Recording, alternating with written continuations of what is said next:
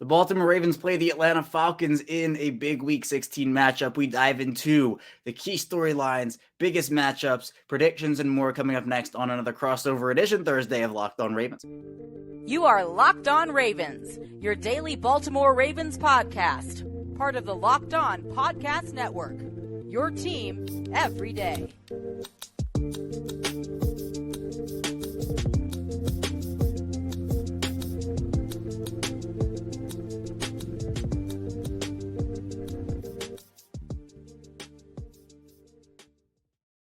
Welcome into another edition of Locked On Ravens, your daily Baltimore Ravens podcast. I'm your host, Kevin Ostreicher of Ravens Wire. We are, of course, here on the Locked On Podcast Network, your team every day. Thank you so much for tuning in and making us your first listen of the day over here at Locked On Ravens. We're free and available on all platforms, including on YouTube. So be sure to like this video, subscribe to the channel. We're almost at 3,000 subscribers on YouTube. That's really cool. I'm looking forward to that next goal here as we continue to build on the show. Also, be sure to follow along in audio form if you want to listen. Apple Podcasts, Google Podcasts, Spotify.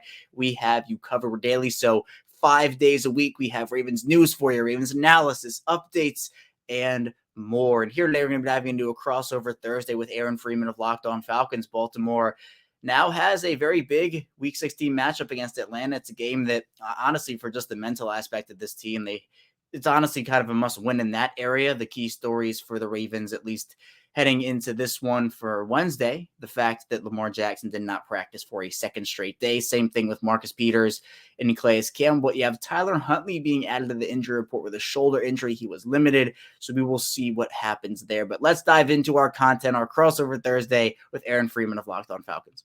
Welcome into another episode of both Locked On Ravens and Locked On Falcons. I'm Kevin Ostreicher of Locked On Ravens. He is Aaron Freeman of Locked On Falcons. We're here on the Locked On Podcast Network, your team every day. And thank you so much for tuning in and making us your first listen of the day. We are free and available on all podcasting platforms, including over on YouTube in video form. In today's episode of both Locked On Ravens and Locked On Falcons is presented by PrizePicks. PrizePicks is daily fantasy made easy. Pick 2 to 5 players, and if they score more or less than their PrizePicks projection, you can win up to 10 times the money on our entry. First-time users can receive owners with instant deposit match up to $100 with promo code Locked On. That's PrizePicks.com, promo code Locked On. And Aaron, this is a game that I think has meaning for both teams, and for some of the same reasons, also for some different ones as well. I know biggest story-wise, some of the biggest stories for the Ravens over the course of this year, it's been the quarterback situation, especially recently for us. And I know what you have is Lamar Jackson, who's been out for the last couple of weeks with the knee injury, hasn't practiced on both Tuesday and now on Wednesday. But Tyler Huntley gets added to the mix with that limited shoulder injury. So we'll see. Maybe it's Anthony Brown, the undrafted rookie, against this Atlanta defense. But I don't know. It feels like the other wrinkle in this now is the wide receiver position, where you have Devin Duvernay going on injured reserve. The Ravens claim a new old face in Sammy Watkins, who was with the team in 2021, a.k.a. the Lizard King. And for those who don't know what I'm talking about, he posted on Twitter a couple years ago he felt like he was a reptilian solar being. So the Falcons defense has to go up against him. But that's at least Ravens-wise. Those are the two biggest storylines kind of wrapped into one. But the Falcons, they're starting that rookie quarterback in Desmond Ridder. That feels like a pretty big one, too. Yeah, it is. We'll get to it when the key matchups, but I don't know if the wide receivers are going to be that big an issue for the Ravens to overcome against this Falcons defense. But we'll talk about that a little bit later. But yeah, the biggest story for the Falcons is Desmond Ridder, and basically how does he respond to a rocky first start in the NFL? He got off to a pretty slow start in that game, really didn't get going until, late in the first quarter on the third series of that game, and moved the ball, and the Falcons were able to get a field goal. But he's going to have to get off to a better start, and the thing all week long has been, it's been a learning opportunity for him. And the expectation is that he'll learn from some of the mistakes that he made, some questionable decisions in that first game against the Saints. And it's also a learning opportunity for Arthur Smith, the play caller. That's something that he's talked about, where it kind of took him until that third series to kind of get a feel for his rookie quarterback and sort of the things that can work for him and the things that may work against him. But, the Falcons will do everything in their power to take the burden of having to go out there and win this game off of their rookie quarterback. And so they'll hope to try to get things going on the ground against a very tough Ravens defense. The Falcons have had a lot of success, regardless of what defense they faced this year, being able to run the ball. But, that hasn't led to a lot of success the last couple of weeks. And it's really about whether or not they can get more than just having, 150 yards rushing or 230 plus yards of rushing like they did a week ago. They're going to need a little bit more from that. And that's going to be, for Desmond Ridder, as well as the defense and special teams, to have to step up and maybe make a play or two to help them get a win. Well, Ridder might not have to face off against two of Baltimore's better defenders in Calais Campbell and Marcus Peters. Both guys went down with injuries in Week 15 against Cleveland. They both have not practiced, both on Tuesday and on Wednesday. And for the cornerback room, like the defensive line room for Baltimore, they have a little bit more depth to be able to withstand a loss of Calais Campbell, even though Campbell's been playing great. It's his 15th season. He's incredible. But for Marcus Peters, he's had, I'd call it an inconsistent season. He's been in the area of a lot of completions this year, obviously working his way back from that torn ACL he suffered just before the 2021 season. But outside of Marlon Humphrey and Marcus Peters, the Ravens don't have a ton of quality cornerback depth. Your next man up is Brandon Stevens, who played running back and safety, and he's changed positions multiple times ever since really getting to college. And then also you have guys like Pepe Williams, Ardarius Washington. They lost their fourth-round corner, Jalen Armour-Davis, for the season. They also have Daryl Worley, who I know, Aaron, you're probably familiar with from his days in Carolina, but he is somebody who is also not ready right now. So the Ravens would have to find ways to utilize these corners. They use Kyle Hamilton as kind of a big nickel player. He can line up all over the place too. He's been playing great for them. But offensively for Baltimore, Aaron, I think another key storyline here is the fact that their red zone offense has just been horrendous over these last the entire season, honestly, where right now they rank 29th in the NFL in terms of converting in the red zone. They average scoring a touchdown on 48% of their drives. Over the last 3 games, that number drops to 28.57%. So they're not converting in the red zone touchdown wise, but it's actually evolved to the point where they're not even scoring anymore, because the Ravens had 2 red zone opportunities in Week 15 against Cleveland. They turned the ball over both times, once on downs, once an interception. Baltimore only scored 3 points in the game. You had 2 Justin Tucker misses. I didn't even feel like reality. It's so rare to see a miss even one in a game, let alone have the one miss and then the one blocked. So hopefully that doesn't happen for the Ravens' sake again. But Baltimore has to be better converting in the red zone. Baltimore averaged 7.1 yards per carry against Cleveland in Week 15. Their run game was incredible, but Greg Roman did not give either J.K. Dobbins, Gus Edwards a carry past the 14:54 mark in the fourth quarter of a 10-minute game. So play calling has to be better. There's a lot going wrong with this offense right now, Aaron, in Baltimore, but the run game is the one solace in the fact that they have performed well, and J.K. Dobbins has looked good, not 100%, but he's looked good coming off of that knee injury. Well, I would say, Kevin, it's a good thing to hear that Baltimore is struggling in the red zone, because that's basically the Falcons' defensive strategy.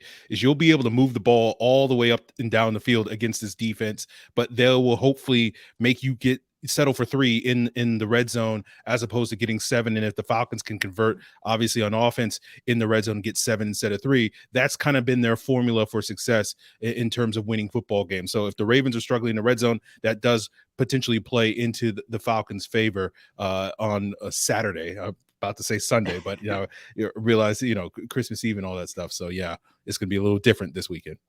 Did you like the Saturday matchup? Is that something you like? Yes, let's go ahead. It was a little weird last week. Right. And it's going to be interesting to see basically everybody playing on Saturday, with the exception of a couple of games on Sunday, and obviously, one Thursday night matchup. So it'll be a little bit different this week than it was last week. Yeah, the Ravens have Saturday, then Saturday again, so they have the full, it's almost like the Sunday to Sunday layoff. But it is interesting. This is a weird kind of dynamic where, first day of the week practice is Tuesday, and then, you get the Friday as the travel day. So it's interesting to figure that out. But Aaron, I feel like also one of the biggest storylines, honestly, for both teams is if they can perform late into like December football. And obviously this game is in Baltimore, so the Falcons don't have the dome here. It's going to be cold weather. It's going to be, I feel like, a ground and pound game. Do you feel like Atlanta's run game can maybe go pound for pound with Baltimore's? Because I feel like a key storyline is who wins that ground battle. Yeah, I think so. I think, the Falcons have had a lot of success. Obviously, when you look at it for matchup, the Ravens actually have a good run defense. The Falcons don't have a good run defense. And so when you look at it in that way, you would assume that the Ravens would have the advantage. But I feel pretty confident, given that the Falcons have been able to basically run on everybody this season, that they will be able to have success on the ground. Maybe not nearly as much as the Ravens, but that will be a situation where like the Ravens have 180 yards and the Falcons have like 150 yards. So I don't think it's going to be massively different if it does go in the Ravens' favor. Yeah, and both teams have like a rotation where Baltimore has their J.K. Dobbins, Gus Edwards. The Falcons have their guys too. How's the rotation worked out for them this year? It's been pretty solid. Tyler Allgeier's coming off his best game of the season. They're now down Caleb Huntley. He had not really been in the mix these last couple of weeks since Cordero Patterson came back from his hiatus. Huntley is out for the season, dealing with an Achilles injury there. So we'll probably see Allgeier, given his youth, getting a little bit more work. He's kind of the hot hand at this point in time in this game, and he's been excellent after contact, a very powerful runner. But of course, Cordero Patterson is also in the mix. His versatility to be sort of that X factor as well on the ground and also in the passing game, I think will play to the Falcons' strength. Yeah, there are plenty of strengths for both teams that they can take advantage of. But in our second segment, we'll be diving into some of those biggest matchups and which are the key ones in this Week 16 game. So be sure to stay tuned. We still have a ton to talk about here on both Locked On Ravens and Locked On Falcons. Guys, I want to tell you about how this episode is brought to you by Audible. Audible is releasing a new slate of football podcasts that we're sure you're going to love. You can check out an episode of The League available as a bonus episode on Locked On NFL. It's narrated by Super Bowl champion Richard Sherman and sports broadcaster Taylor Rooks. The League is an 8-part docuseries about the most bizarre, inspirational, and untold stories connected to America's favorite sport, spanning from the 1940s to the present. Each story offers equal parts history, entertainment, and social commentary. Our bonus episode is called The Way of the Cowboy, and it's the incredible story of how the 1977 Dallas Cowboys brought in Bruce Lee's protege to teach the defense martial arts, ushering a brand new approach to the way that the league's trained. Head over to Locked On NFL for that bonus episode of The League, or catch the full series for free on Audible or wherever you get your podcasts. Audible, get in the game. We return. It's our second segment, both Locked On Ravens and Locked On Falcons. Kevin Ostreicher and Aaron Freeman with you here. And we're not going to dive into some of the biggest matchups of this game. And I'll throw it to you first, Aaron. Do you have one that you kind of have your eye on as this game comes up? Yeah, it goes back to what we talked a little bit about earlier with the Ravens wide receivers being down. I don't think it's going to be that big a problem for the Ravens passing attack, because the Falcons have really struggled the last couple of weeks, or really all season long, covering tight ends. And that was especially problematic last week against the Saints. Like, Juwan Johnson was absolutely annihilating them in that game. And, I know Mark Andrews has not put up the usual production the last couple of weeks. I heard a sound clip that he was angry earlier this week. So I don't like an angry Mark Andrews going up against a Falcons defense that struggles to cover tight end. So I think that's going to be a big matchup. If the Falcons can somehow, some way keep Mark Andrews and to a lesser extent Isaiah Likely from having their sort of get right games against this defense, that will be a huge swing for the Falcons. Given that, we don't necessarily have as much to fear from this wide receiver group with Sammy Watkins and Deshaun Jackson and what's the other guy? Demarcus Robinson. No offense to those guys, but I don't think those guys are really the types that are going to put up a ton of yards, even against a questionable Falcons secondary. So all the focus is going to be on those tight ends. If they can keep Mark Andrews and Isaiah Likely contained, then the Falcons, I think, will certainly look much better. This defense will have a much easier go on Saturday.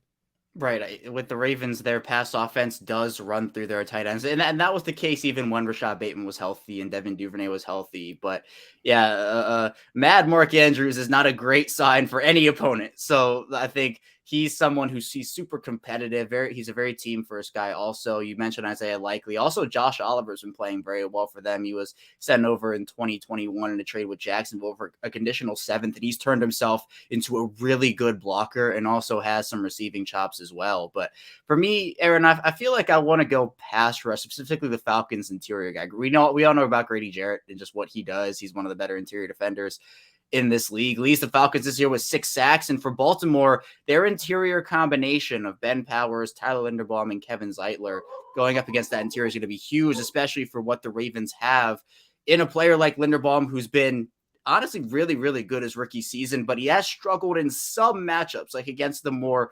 premier big guys like Quinnen Williams in week 1 and some of those other ones, Baltimore has to be able to keep whoever it is, whether it is Lamar Jackson or Tyler Huntley or Anthony Brown, keep them upright and in the pocket. Those guys can, they can make some magic happen with their legs, but they are all very efficient and effective from the pocket. Huntley is a little shaky with his deep ball accuracy. That's one area where I feel like he hasn't been able to really hit on this season, but I think for what the Ravens have interior offensive line-wise, they've been very impressed with Ben Powers this year at the left guard position. Kevin Zeitler is like the beacon of consistency on that offensive line. So if they can neutralize Grady Jarrett and honestly some of the exterior Falcons pass rushers as well, keep a clean pocket for whatever quarterbacks behind center, I think that's a huge key for me. Yeah, I think that's going to be an interesting matchup. The Falcons have kind of alternated these last couple of weeks, especially with the injury to Taquan Graham a couple of weeks ago, the other starting interior D lineman next to Grady Jarrett, at least a primary guy there. They've been kind of alternating Grady Jarrett playing that nose, as well as Abdullah Anderson, who's kind of a journeyman that they picked up back in training camp at that nose tackle position. And so, when you look at that Ravens interior, you do have sort of the strength of Ben Powers and the strength of Kevin Zeitler. If there is a vulnerability there, as you mentioned, it is maybe potentially Tyler Lindenbaum going up against one of these premier players. So I'll be curious to see if the Falcons try to get Grady Jarrett going up against him in this game in order to try to exploit one possible weakness there. Yeah, and I also think you're talking about secondaries. Baltimore's has been pretty solid this year overall. Now, Marcus Peters, again, we don't know, but Marlon Humphrey has had a bounce back year for what happened in 2021. I know everybody talks about the Jamar Chase games from last year and kind of what happened there, but he has been incredible this season. And for the Falcons, it feels like wide receiver wise, if there was like a shadow game, which people don't really see that a ton anymore, but Drake London, I'm really interested to see what happens and whatever snaps come between those two, because London, obviously a super talented wideout taken in the top 10 of that draft. And I know the Ravens, they might have been a little shocked with that wide receiver run that happened right before they picked at 14. They got off with Kyle Hamilton, a very nice consolation prize considering where he was projected to go. But I think for any snaps that London and Humphrey get, I'm excited to see him. Yeah, I think so. I was curious to pick your brain on that, just because if Peters is out, it would make a ton of sense to me if the Ravens, I know they haven't shadowed Humphrey all that much this year, and basically that was a thing that they did quite a bit when Wink Martindale was there. But it would make a lot of sense for them to do that, to sort of break that tradition this week, because we saw last week against Desmond Ridder's first start, like he only had eyes for Drake London in that game. And so if you can put Humphrey on him and keep him contained and have him shadow him all across the field, I think that would play to the Ravens' strength. So I'll be curious to see if the Ravens do that, because if they don't, then I think the Falcons will try to get London featured up against Brandon Stevens and whoever else is opposite Marlon Humphrey to see if he can sort of be the thing that sparks their passing game, and Ridder to have a better second start than he did in his first one. Yeah, and kind of from a general perspective of like Baltimore's cornerback group versus the Falcons wide receivers, Baltimore has a very physical cornerback room where those guys will, they'll be rough the entire game. Do you think the Falcons wideouts, Drake London, etc., can match that physicality if Baltimore brings it? Well, I think London can. Their other main wide receiver is Olamide Zaccheaus, a little bit on the smaller side, 5'8", 180 pounds. He's not necessarily known for being a guy that's going to do great work against press coverage. So I do think that will be a bit of a problem for the Falcons, outside of Drake London. Yeah, it makes sense. And I know that when talking about, let's go back to Desmond Ridder here.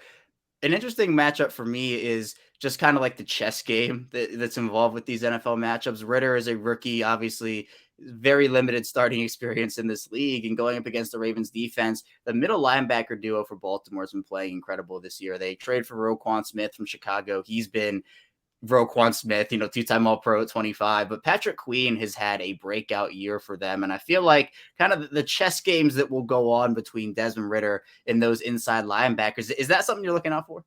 Yeah, I think this is going to be real an interesting part of the evaluation for Desmond Ridder moving forward for the rest of the season, and obviously potentially into next season should he be retain the starting spot. But these last two games for the Falcons against Arizona and Tampa Bay are teams that like to bring the pressure. They're some of the top blitzing teams in the NFL. I know the Ravens are not quite blitzing at the rate that Wink Martindale did, but they still blitz a decent amount. And so I expect them to try to challenge Desmond Ridder. And I think those two linebackers with Queen and Smith have been very effective, bringing that extra pressure up the middle. And it's going to be, paramount for the Falcons to deal with that. And they have consistently struggled this season, even when Marcus Mariota was there, with communication breakdowns and miscommunications when it came to some of those blitz pickups. There's been far too many free rushers through the A gap against this offensive line this season. And when you have a rookie in there that may not recognize some of these things,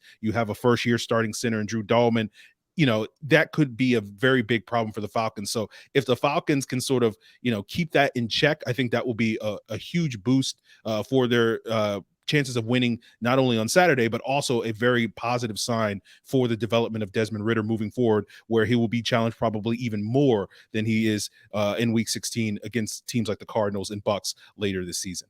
Yeah, I know it's been a shift from the Don Martindale defenses in Baltimore, where you live by the blitz and you die by the blitz. Mike McDonald much more conservative in that area. One more though I do have is Desmond Ridder versus Marcus Williams. Marcus Williams has been incredible this year. He's a turnover machine. That's a chess matchup I'm looking forward to also, because he can play over the top. He is that deep half safety that the Ravens have really been missing.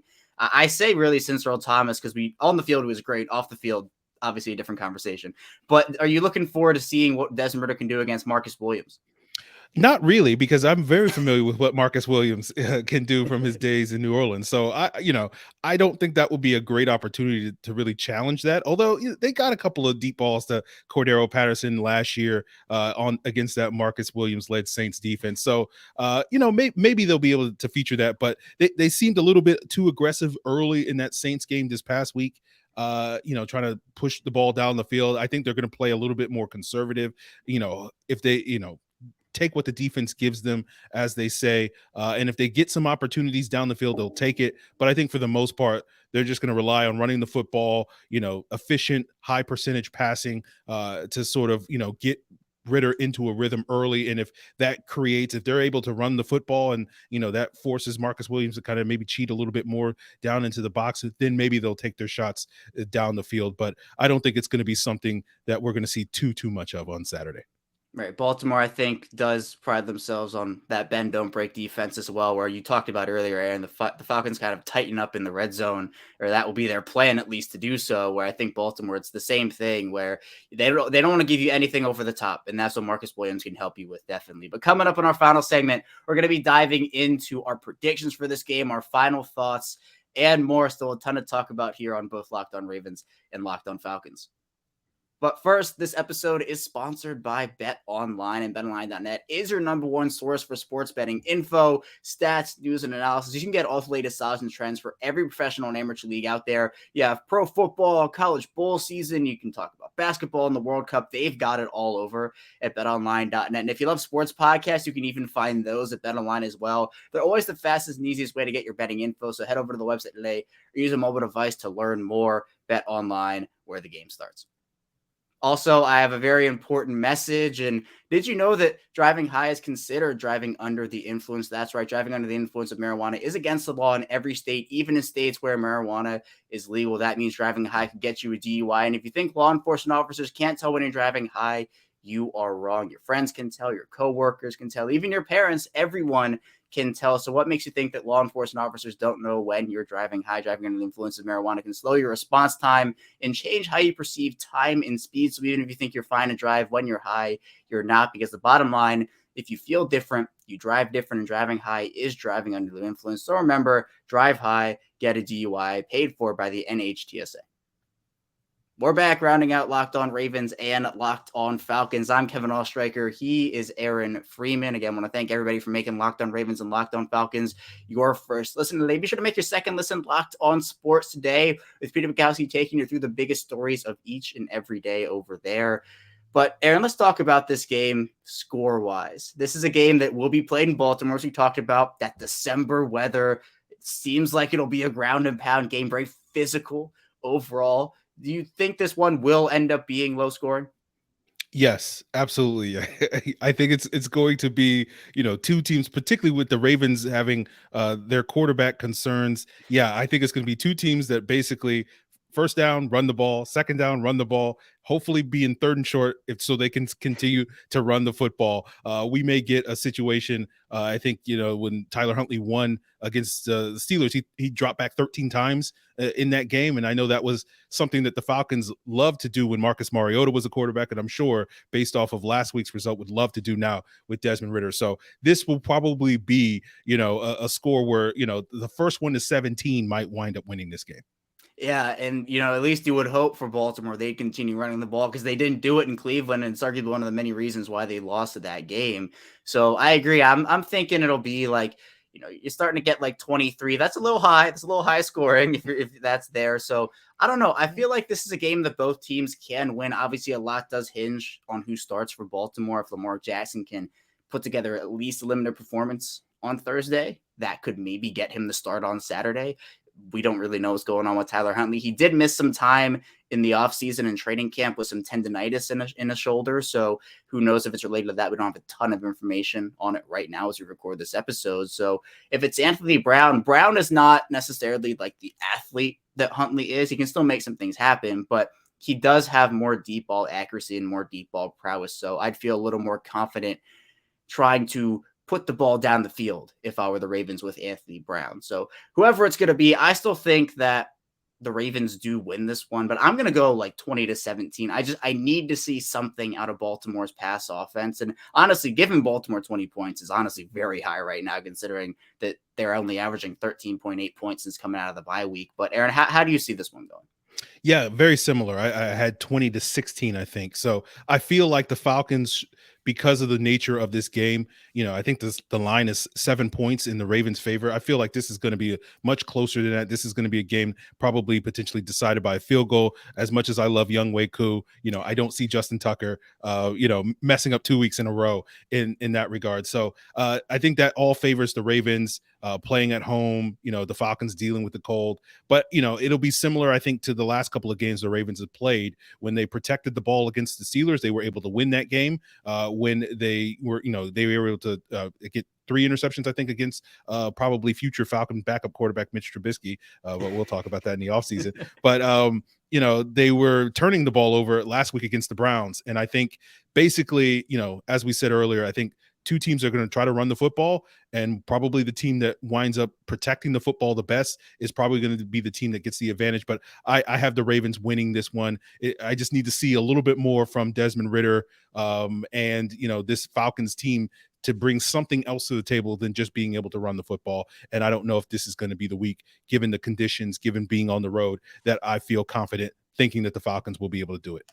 Right. A turnover really could be the deciding factor of this game. Now, if there was a week for Baltimore's pass offense to get back on track, the Falcons are currently the 30th rated pass defense in terms of net yards per attempt given up with 7.1. So Tyler Huntley only averaged 3.8 yards per pass against the Browns in week 15, and the Ravens averaged 7.1 yards per carry. So you think, oh, hey, go run the ball. So maybe I would hope they do it again, but it feels like the Ravens need this one. I think we're both in agreement, Aaron. The Ravens, we're picking them to win this game right now. But again, I think it'll be a close one that comes down. I agree with you 100%.